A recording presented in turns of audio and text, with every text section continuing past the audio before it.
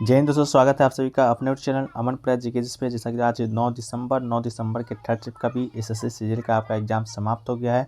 तो आइए देखते हैं 9 दिसंबर के थर्ड शिफ्ट का आपका पेपर जो है कैसा था। ठीक है, तो दोस्तों सबसे पहले बात कर लेते हैं आपका मैथ और रीजनिंग का। तो मैथ और रीजनिंग का दोस्तों आपका थर्ड शिफ्ट में बहुत ही ईजी पूछा गया था, कोई ज़्यादा हार्ड नहीं पूछा गया था। 2 से 4 प्रश्न दोनों सेक्शन में आपका कुछ ट्रिकी आ रहे थे और कुछ टाइम कंज्यूमिंग प्रश्न देखने को मिले हैं। इंग्लिश की बात करें तो इंग्लिश का पेपर दोस्तों आपका मॉडरेट लेवल का बताया जा रहा है। इसके अलावा जीके जीएस का बात करें तो जीके जीएस का ही पोर्शन है जो कि दोस्तों थोड़ा सा आपका चैलेंजिंग पूछा जा रहा है हर शिफ्ट में। तो इस शिफ्ट में भी दोस्तों आपका चैलेंजिंग ही पूछा गया है। स्टूडेंट का कहना था कि 10 से जो 12 क्वेश्चन थे वो आपके बनने लायक थे और क्वेश्चन आपके बनने लायक नहीं थे अगर आपका कमांड जीके जीएस पर नहीं है तो। ठीक है, तो आपका यही आज का जो पेपर का लेवल है यही था। और बात करें आज का गुड अटेम्प्ट का, तो आज का गुड अटेम्प्ट 275 से 80 दोस्तों गुड अटेम्प्ट बताया जा रहा है। ठीक है, हालांकि इतना होना भी नहीं चाहिए क्योंकि आपका जो जीके जीएस का पोर्शन है थोड़ा सा हार्ड पूछा जा रहा था। फिर भी देखिए स्टूडेंट का कहना था, तो आपको बताएं आपका कितना अटेम्प्ट है वो आप कमेंट सेक्शन में बता दीजिएगा कि आपने कितना अटेम्प्ट किया है और आप कितना एक्यूरेसी के साथ किया है, ये ज़रूर बताइएगा। ठीक है, बात करें तो पॉलिटी से 2 से 3 क्वेश्चन था आपका। इसके अलावा एंसेंट इंडिया से आपका 2 क्वेश्चन तो देखने को मिला था और जून जुलाई के करंट अफेयर से आपके क्वेश्चन को पूछा गया था।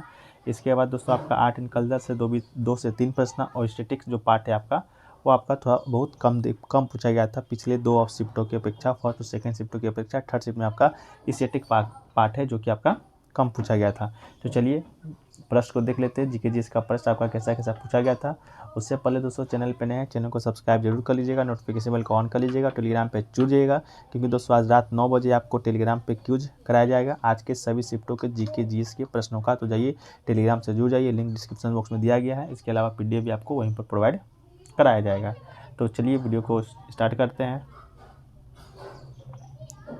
देखिए एक क्वेश्चन सबसे पूछा गया था, हेमा मालिनी को 2000 ईस्वी में कौन सा अवार्ड दिया गया था।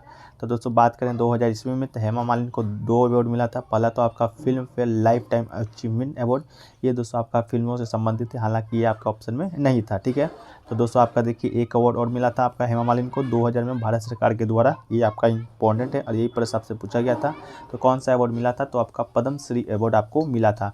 तो 2000 ईस्वी में आपका पद्मश्री अवार्ड आपको दिया गया था। ठीक है दोस्तों, आपको एक ट्रिक बताते हैं, जितना भी आपका अवार्ड से जो संबंधित प्रश्न आ रहे हैं उनका ज़्यादातर आंसर दोस्तों आपका पद्मश्री ही है। ठीक है, क्योंकि दोस्तों पद्मश्री आपका कला के क्षेत्र में दिया जाता है। सबसे अधिक दोस्तों जो भारत सरकार के द्वारा अवार्ड प्रोवाइड कराया जाता है कला के क्षेत्र में आपका पद्मश्री ही होता है।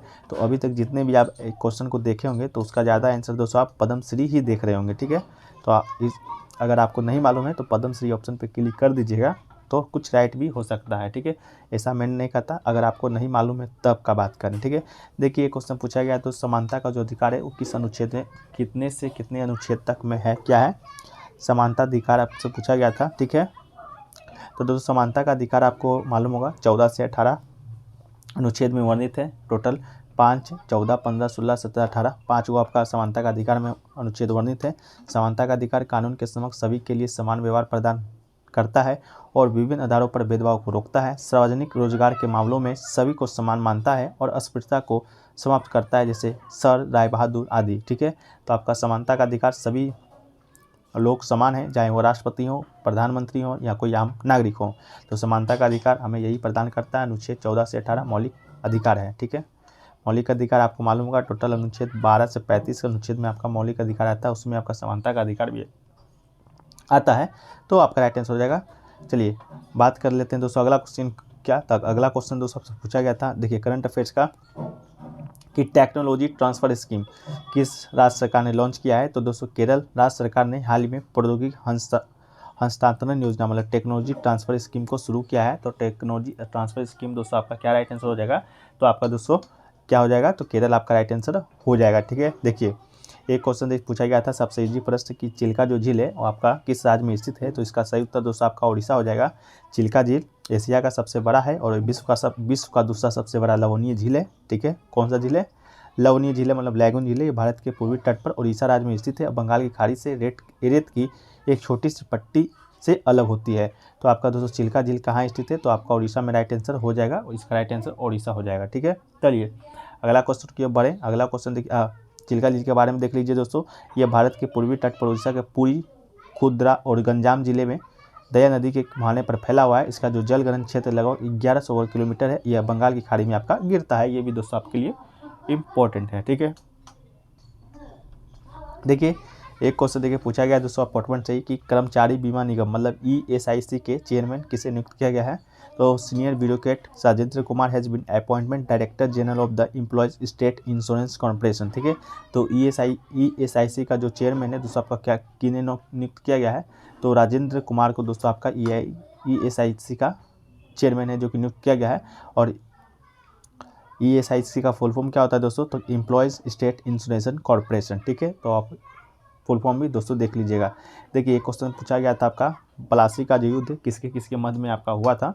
तो प्लासी का युद्ध दोस्तों 23 जून को हुआ था, 23 जून 1757 को हुआ था। ठीक है, तो इस युद्ध में एक और कौन था, तो ब्रिटिश ईस्ट इंडिया कंपनी की सेना थी, और दूसरी ओर कौन था, तो बंगाल के नवाब की सेना जी कौन था, सिराजुद्दौला था। तो ब्रिटिश ईस्ट इंडिया कंपनी और सिराजुद्दौला के बीच तो दोस्तों आपका प्लासी का युद्ध हुआ था 23 जून 1757 को, और कंपनी की सेना का जो नेतृत्व कर रहा था वो आपका रॉबर्ट क्लाइव कर रहा था। ठीक है, तो रॉबर्ट क्लाइव या सिराजुद्दौला ऑप्शन होगा, या ब्रिटिश कंपनी और आपका बंगाल के नवाब या सिराजुद्दौला आपके ऑप्शन में दोस्तों आपको दिया गया होगा। तो अपना ऑप्शन के अनुसार मार लीजिएगा। एक क्वेश्चन प्लासी के युद्ध के साथ साथ एक क्वेश्चन और आपका इंपॉर्टेंट रहता है बक्सर का युद्ध। ठीक है, वो आपका 1764 ईस्वी में हुआ था, शायद आपका 22-23 अक्टूबर को हुआ था बक्सर का युद्ध। वो भी दोस्तों आपका ब्रिटिश ईस्ट इंडिया कंपनी और 3 सेना, कौन कौन सेना था, अवध का नवाब, बंगाल का नवाब और मुगल नवाब भी थे, और तीनों के बीच आपका बक्सर का युद्ध भी हुआ था 1764 में आपका हुआ था।